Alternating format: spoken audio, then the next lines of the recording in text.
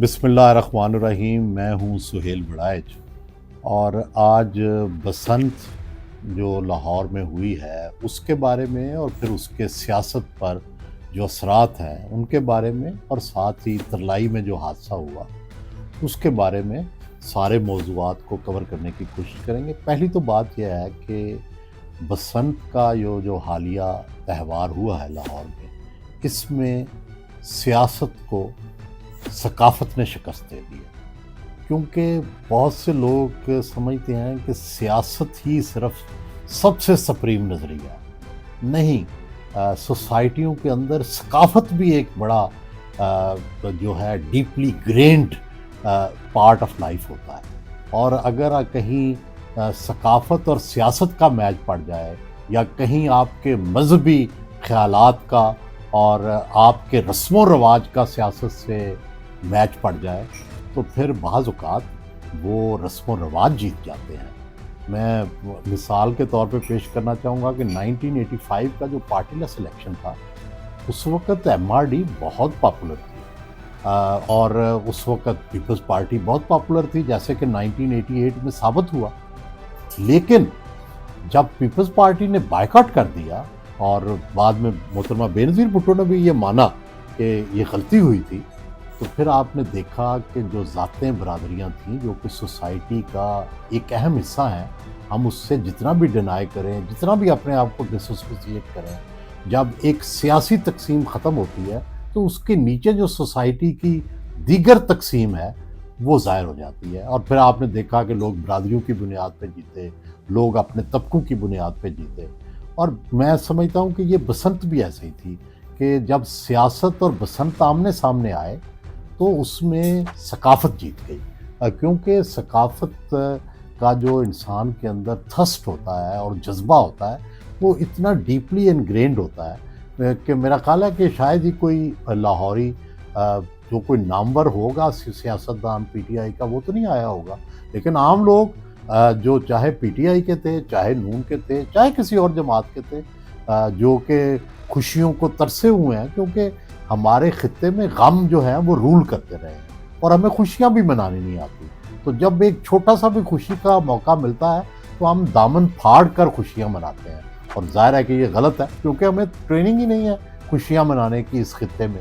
خطے میں اتنے غم کے پہاڑ ٹوٹے ہیں تاریخ میں کہ وہ انسانوں میں جو جب خوشی آتی ہے تو وہ ہم قابو سے باہر ہو جاتے ہیں، فائرنگ کرتے ہیں، ڈھول بجا کے ایسا رقص کرنے کی کوشش کرتے ہیں کہ ہمارا دل کرتا ہے کہ کپڑے پھاڑ دیں۔ تو یہ کیونکہ وہ ڈسپلن نہیں ہے، اب سمجھتے ہیں کہ خوشی کا مطلب ہے ڈسپلن سے باہر ہونا۔ تو لیکن یہ اس دفعہ ریگولیٹڈ بسنت تھی، ایک طرح سے ڈسپلن تھا، ڈور پر پابندیاں تھیں، کیمیکل ڈور پر پابندیاں تھیں، موٹر سائیکلوں پر لگے ہوئے تھے، اور ظاہر ہے حکومت کی خواہش تھی کہ اس دفعہ کوئی نقصان نہ ہو اور یہ تہوار جو ہے وہ سیف ہو جائے، اور کم از کم یہ سلسلہ جو 20 سال سے رکا ہوا تھا کم از کم اس کی بحالی ہو۔ اب کیا یہ جو بسنت ہے، کیا یہ ایک نیا نیریٹو بھی ہو سکتا ہے؟ کیا یہ جو کلچر ہے کہ اگر اس کا مقابلہ سیاست سے ہو جائے تو کیا کلچر جیت جاتا ہے؟ یہ بھی دیکھنا پڑے گا۔ مثلا بھٹو صاحب کا آپ دیکھیں کہ بھٹو صاحب نے جب سیاست شروع کی تو بھٹو صاحب آپ دیکھیں کہ جب وہ وزیر خارجہ تھے وہ سوٹ پہنتے تھے، ہمیشہ سوٹ ٹائی، اور آپ ان کی جتنی پرانی تقریریں دیکھیں گے بطور وزیر خارجہ اس میں سوٹ اور ٹائی۔ لیکن جب وہ سیاست میں اترے تو انہوں نے عوامی سوٹ جو ہے وہ متعارف کروایا۔ انہوں نے ان کے جو بازو کی جو ہوتے تھے بٹن وہ بند نہیں ہوتے تھے، اور انہوں نے پہلی دفعہ ایک ہی کلر کی شلوار اور ایک اسی کلر کی جو قمیض ہے وہ پہننی شروع کی۔ اس سے پہلے مردانہ جو لوگ پہنتے تھے شلوار قمیض، شلوار وائٹ ہوتی تھی ہمیشہ، اور اس کے اوپر مختلف رنگوں کے قمیض ہوتی تھی۔ تو بھٹو صاحب نے یہ سوٹ، جو عوامی سوٹ آج کل جو سب ہم پہنتے ہیں، یہ اس زمانے کی ان کی دریافت تھی اور بڑا وہ پاپولر ہوا۔ تو انہوں نے جو رسم و رواج تھے عوام کے، اس کے وہ قریب ہوئے، وہ ثقافت کے قریب ہوئے، اور انہوں نے اپنی سیاست کا نیریٹو عوامی نیریٹو بنایا۔ تو میرا خیال ہے یہ بسنت بھی ان ایک کلچرل بیانیے کے طور پہ، ایک ثقافتی بیانیے کے طور پر سیاست سے بھاری رہی ہے۔ اور اگر آپ دیکھیں، میں ایک دفعہ ترکی کے دورے پہ گیا ہوا تھا، تو وہاں مختلف سیاسی جماعتوں سے میری بات ہوئی اور ان کے رسم و رواج پہ بات ہوئی۔ تو انہوں نے ایک مذہبی جماعت نے جو اس زمانے میں بڑی پاپولر ہوتی تھی، بعد میں بین ہو گئی، تو میں نے ان سے پوچھا بھئی آپ کس طرح سے اپنے ہاں جو ہے مذہب اور سیاست کو کس طرح سے ملاتے ہیں؟ تو اس نے ایک بڑی دلچسپ بات کی۔ اس نے کہا دیکھیں، ہمارے یہاں جس چیز کو یہ سمجھا جاتا ہے کہ یہ خلاف اسلام ہے یا اس کی اس طرح سے جو شریعت کے قوانین ہیں اس پوری نہیں ہو سکتی، لیکن وہ ترکی کے رسم و رواج میں، ترکی کی روایت میں شامل ہے۔ ہم نے اس کو مذہبی روایت بنا لیا ہے اور اس مذہبی روایت پر ہم عمل کرتے ہیں، تو اس سے ہمیں فائدہ ملتا ہے، کیونکہ رسم و رواج کا پارٹ بننا سیاست کو مضبوط کرتا ہے۔ تو یہی میرا خیال ہے کہ جو نون جو تھی وہ بڑے دیر سے نہ ان سے کوئی سیاسی بیانیہ بن رہا تھا، نہ وہ سیاست اب بھی کر رہے ہیں، نہ پہلے کی ہے، لیکن یہ انہوں نے اپنی گورننس کے ذریعے سے یہ جو کلچرل ایکٹیویٹی کی ہے، ڈیفینیٹلی پہلی دفعہ فیل گڈ تاثر جو ہے وہ کئی سالوں کے بعد آیا ہے۔ اور چونکہ پاکستان اور اس خطے میں غم کے اثرات بہت زیادہ ہیں اور وہ صدیوں سے چل رہے ہیں، ہر بندہ اندر سے دکھی اور غم زدہ ہے، اور غم کو ہمیں منانا بھی بڑے اچھے طریقے سے آتا ہے، لیکن ہمیں خوشی منانا نہیں آتا، تو اس خوشی کے اثرات بھی جو ہے وہ دیر پا ہوئے۔ پھر آتے ہیں کہ یہ بسنت تو چلو لاہور میں تھی، پورے پنجاب میں پی ٹی آئی کا جو احتجاج تھا وہ کب تک ہوا؟ انڈیویجولز کی میں نے تصویریں دیکھی ہیں جو چھوٹے چھوٹے جلوس لے جا کے کسی نہ کسی کونے میں کھڑے ہیں یا کر رہے ہیں، لیکن کوئی ایسا وائلنس کا انسیڈنٹ نہیں ہوا، کہیں پولیس نے تو بہت زیادہ کوئی ایسی تصویر نہیں آئی پنجاب میں جس سے یہ لگتا ہو کہ بھئی دکانیں بند تھیں، یا جس سے لگتا ہو کہ بہت کوئی بڑا جلوس تھا۔ ہاں البتہ بلوچستان نوٹسیبل ہے کہ اس دفعہ بلوچستان کے اندر، خاص کر کوئٹہ میں، اور پھر ایک دو جگہوں پر سڑکیں بھی بند ہوئیں لیکن حکومت نے کھلوا دی، لیکن کوئٹہ میں جو شٹر ڈاؤن ہڑتال تھی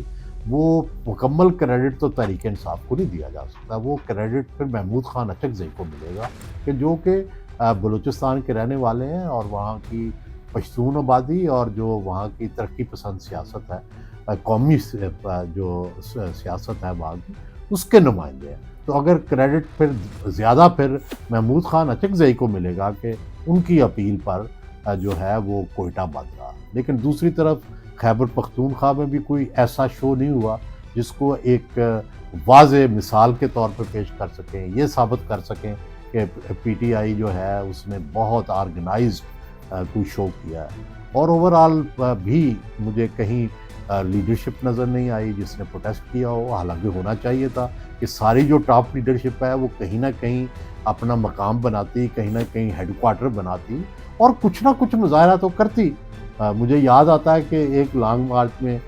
جو کہ پی ٹی آئی نے کیا ہوا تھا اور ہر طرف حکومت نے اس وقت ناکہ بندی کی ہوئی، تو شیخ رشید کسی نہ کسی طرح موٹر سائیکل پہ پہنچ کے تو وہ پنڈی میں ظاہر ہو گئے تھے، تو اس پہ بڑی تالیاں بج گئی تھیں۔ اس طرح مجھے یاد ہے کہ پیپلز پارٹی جب احتجاج کیا کرتی تھی اور حکومت کے خلاف اور اسٹیبلشمنٹ کے خلاف، تو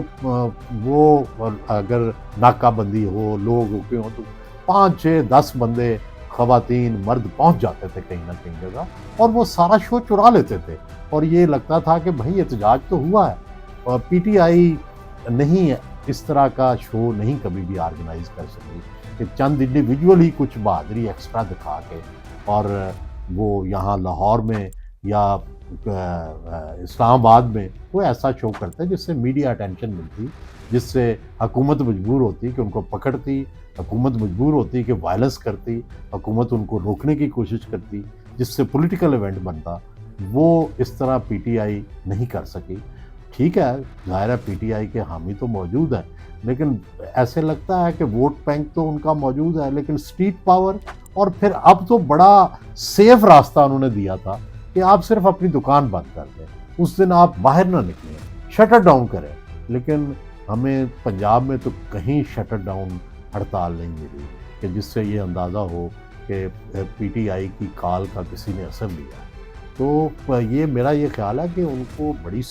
اپوزیشن حکومت کا کام ہوتا ہے چیزوں کو کنٹرول کرنا، اور اپوزیشن کا کام اگر انہوں نے کامیابی حاصل کرنی ہے تو اچھی طرح پلاننگ کرنی پڑتی ہے، اس کے پیچھے ورک کرنا پڑتا ہے۔ آپ مجھے بتائیں کہ کیا کسی نے یہ پلان کیا ہے کہ بھئی یار آپ فیصل آباد جائیں، آپ جو ہے وہ فلانی جگہ جائیں، آپ پشاور میں کون ہوگا، کوئٹہ میں کون ہوگا، ملتان میں کون ہوگا؟ اس طرح کی کوئی پلاننگ ہی نہیں ہے، تو پھر جلسے جلوس کیا ہونے ہیں، اور کیا شٹ ڈاؤن ہونی ہے، اور کیا احتجاج ہونا ہے؟ تو میرا خیال ہے کہ اس راؤنڈ میں ثقافت نے سیاست کو شکست دی ہے، اور سیاست میں مریم نواز کا جو انیشیٹو ہے وہ پی ٹی آئی کی ہڑتال سے اور شٹر ڈاؤن سے کہیں آگے